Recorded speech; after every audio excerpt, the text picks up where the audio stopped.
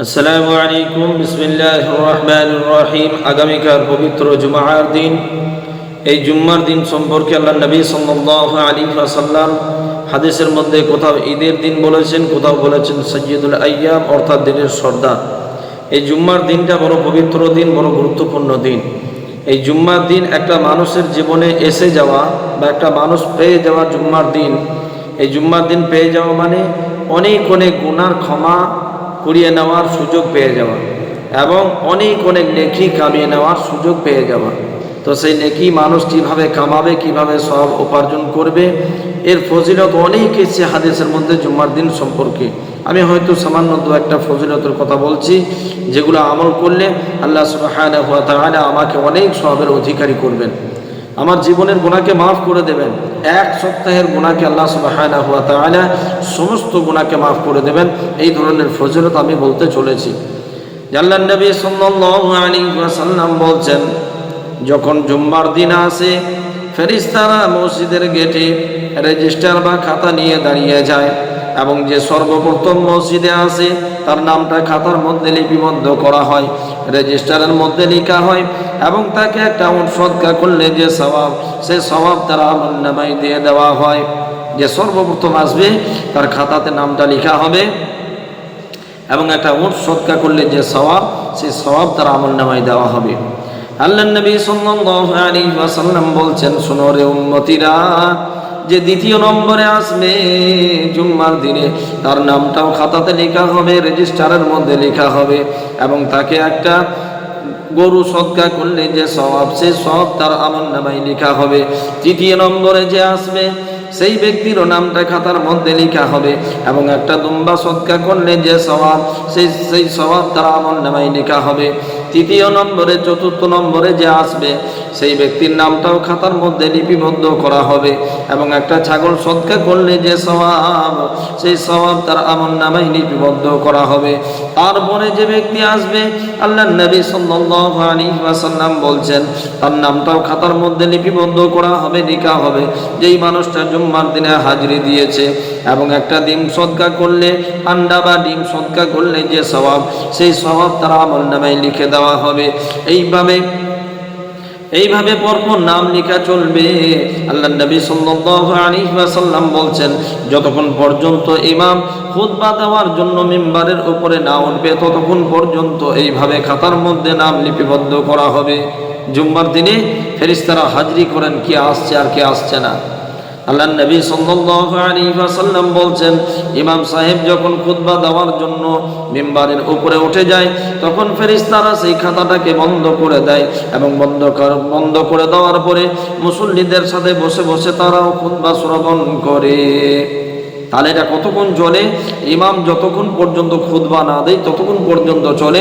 ইমাম সাহেব যখন খুতবা দেওয়ার জন্য মিম্বারে উঠে যায় তখন খাতা বন্ধ করে দেওয়া হয় এবং বন্ধ করে দেওয়ার পরে ফেরেশতারা সেখানে বসে তারা কি করেন? আলোচনা শুনতে থাকেন, খুতবা শুনতে থাকেন। তাদের দোস্ত, এই জুম্মার খুতবা শুরু হওয়ার পরে যদি আসে কোনো ব্যক্তি, যদি এসে থাকে, তাহলে তার নামটা কিন্তু রেজিস্টার বা খাতার মধ্যে আসলো না, তার হাজিরিটা হলো না। সে হয়তো অন্যান্য সবগুলো পেয়ে যাবে কিন্তু হাজিরিটা বাদ চলে গেল। এই জন্য আমি আপনি সবার প্রথমে জুম্মার দিনে একবার হলেও জীবনে একবার হলেও সবার প্রথম জুম্মার দিনে আমি মসজিদে আসবো ইনশাআল্লাহ। সকলে আমল করবে ইনশাআল্লাহ। দ্বিতীয় কথা, আল্লাহর নবী সাল্লাল্লাহু আলাইহি ওয়াসাল্লাম বলছেন, যখন জুম্মার দিনে মানুষ উত্তম রূপে গোসল করার পরে যদি খুশবু থাকে খুশবু ব্যবহার করে, আতর যদি থাকে আতর ব্যবহার করে এবং উত্তম পোশাক পরিধান করে, নতুন নয়, আপনার কাছে যেটা ভালো, উত্তম পোশাক পরিধান করার পরে মসজিদে আসে এবং মসজিদে কোনো রকমের অন্যায় কাজ না করে, অর্থাৎ মানুষ সামনে বসে আছে, আমি তাদের ঘাড়ের উপর দিয়ে চলে গেলাম এবং সামনে গিয়ে বসলাম, এই ধরনের কাজ যদি না করে, সে যে জায়গাতে আছে, সে যেখানে জায়গা পেয়েছে সেই জায়গাতেই বসে যদি সময় থাকে তাহলে নফল নামাজ পড়তে আরম্ভ করলো, নফল নামাজ পড়ে নিল। ইমাম যখন থেকে খুতবা দেওয়া আরম্ভ করেছে, সে যখন মসজিদে প্রবেশ করেছে, মসজিদে প্রবেশ করার পর থেকে যতক্ষণ পর্যন্ত নামাজ শেষ না হয়েছে, নামাজ শেষ হওয়া পর্যন্ত সে চুপচাপ ছিল, কোনো রকমের কথাবার্তা বলেনি, মনোযোগ সহকারে খুতবা শ্রবণ করেছে।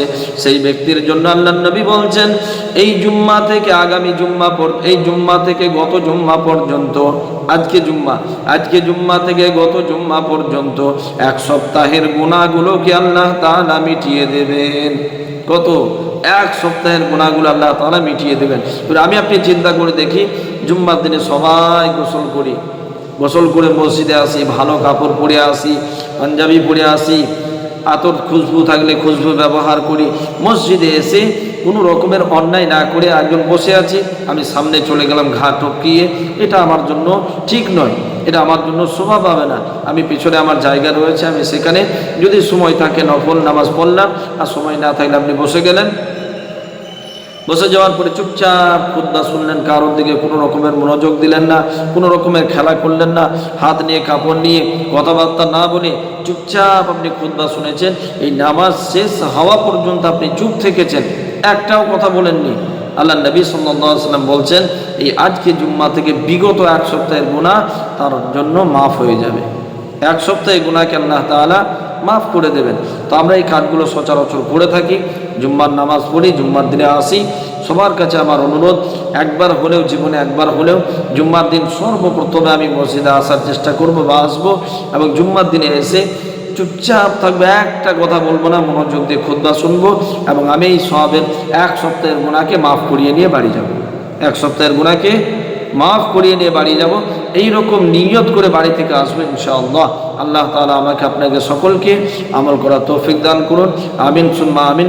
বক্তব্যের মধ্যে কোনো রকমের মন্তব্য থাকলে একটা সুন্দর কমেন্ট করবেন, একটা লাইক দেবেন, আমাদের চ্যানেলটা সাবস্ক্রাইব করে বেল আইকন প্রেস করে আমাদের পাশে থাকবেন। আসসালামু আলাইকুম ওয়া রাহমাতুল্লাহি ওয়া বারাকাতুহু।